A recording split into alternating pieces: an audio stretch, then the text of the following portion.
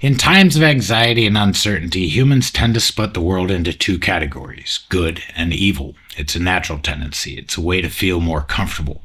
Today you see it among millions of people because there's a lot of anxiety about the future.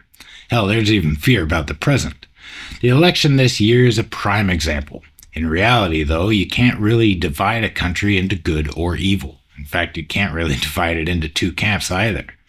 For example, there's a research group called More in Common, and I'll leave that in the description below.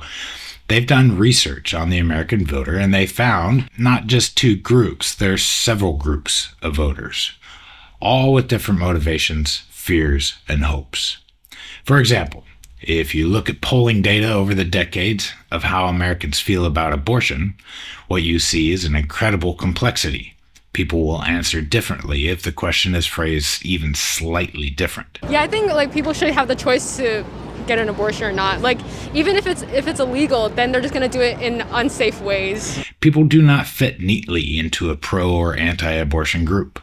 Most of us aren't sure what to think about it. If I'm being honest, because I go to church, so honestly, yeah. I'm very just being in different environments. It's just so conflicting on how I need to respond to these questions. I honestly, it's really difficult. But you're supposed to know for sure. And there's very little intellectual humility on social media or on TV. Social media or media as a whole is just distorting our view. This distortion causes us to misidentify, misunderstand both our enemies, our leaders, and even our heroes. We make a lot of mistakes, and eventually we start to destroy the thing we wanted to protect, and we begin to mimic the behavior of our opponents without even realizing it.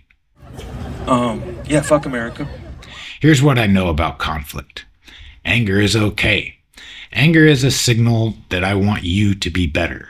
But contempt and disgust and hatred, those are really hard to work with because it signals that I've given up on you, and that is where violence becomes a real possibility.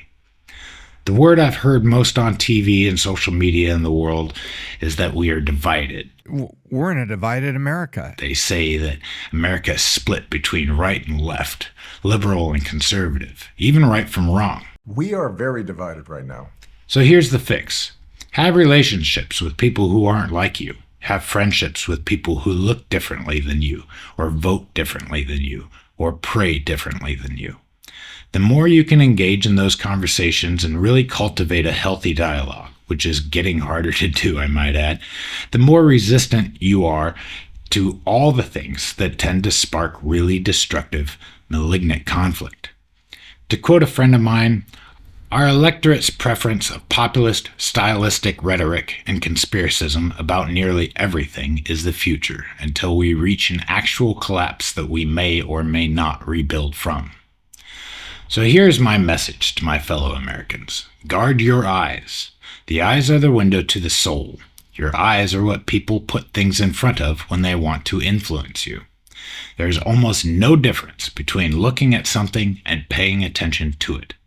When you look at something with your eyes, you're assigning value to it. We can no longer afford to just pull out the phone and see what the internet has for us. Here's what happens. Via your eyeballs, you'll be seduced by some sort of thumbnail or headline or title. And you click on the YouTube Shorts tab, and somehow magically, a whole hour went by and you can't even name one video that you've watched. If you want to change your outputs, change your inputs.